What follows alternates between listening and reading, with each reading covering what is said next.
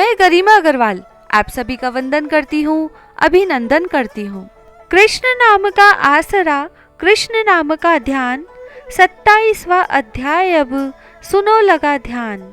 गणों ने आगे कहा, विष्णुदास एक दिन भोजन तैयार करके भक्ति में तल्लीन था कि कोई उसका भोजन चुरा कर ले गया, लेकिन सायंकाल की आराधना हो सके और व्रत भंग न हो, इसीलिए उसने उस दिन दोबारा भोजन तैयार नहीं किया। श्री नारद जी ने कहा, हे राजन, इस तरह लगातार 7 दिन तक कोई दूसरा भोजन चुराता रहा।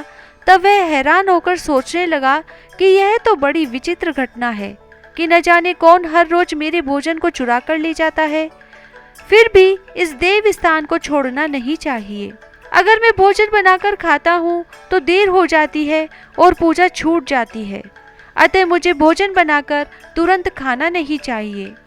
वैसे भी बिना भगवान को भोग लगाने के वैष्णवों को भोजन करना ही नहीं चाहिए।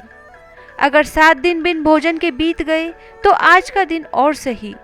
आज मैं भली भांति भोजन की रक्षा करूंगा और देखूंगा कि हर रोज कौन चुरा कर ले जाता है। ऐसा सोच विष्णुदास भोजन तैयार करके भोजन के पास ही छिपकर बैठ गया। उसने थोड़ी देर के बाद देखा कि वहां पर एक चांडाल आया जिसका शरीर बहुत दुर्बल था। उसके शरीर पर केवल चमड़ी ही चमड़ी दिखाई देती थी। जब वह चांडाल भोजन चुराकर चल दिया तो विष्णुदास ने पुकारा, हे भाई, यह रूखा भोजन ले जाकर क्या करोगे? घी तो लेते जाओ। ऐसा कहकर वह श्रेष्ठ ब्राह्मण आगे को बढ़ा। विष्णुदास को अपनी ओर आता देखकर वह चांडाल तेजी से दौड़ने लगा। वह ब्राह्मण से डर गया, लेकिन दुर्बलता के कारण दौड़ तो नहीं सकता था, अतः वह भूमि पर गिर पड़ा और मूर्छित हो गया।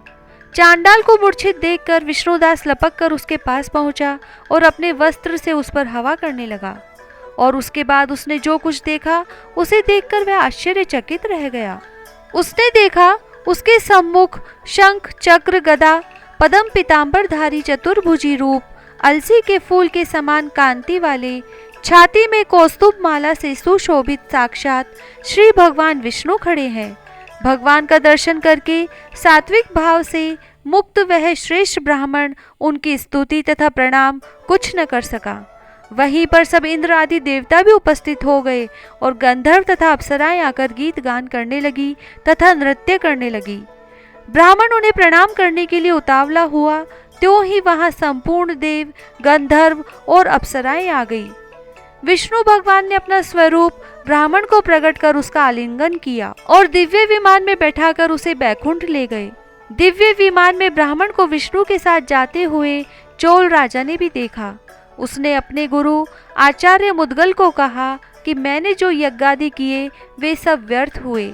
जितनी दान दक्षिणा मैंने ब्राह्मणों को दी वह असफल हुई। विष्णु भगवान के दर्शन नहीं हुए। विष्णुदास ब्राह्मण ने केवल श्रद्धा से भक्ति की, उसके प्रभाव से विष्णु भगवान ने आकर उसको दर्शन दिए। इसीलिए भक्ति ही सर्वोपरि है।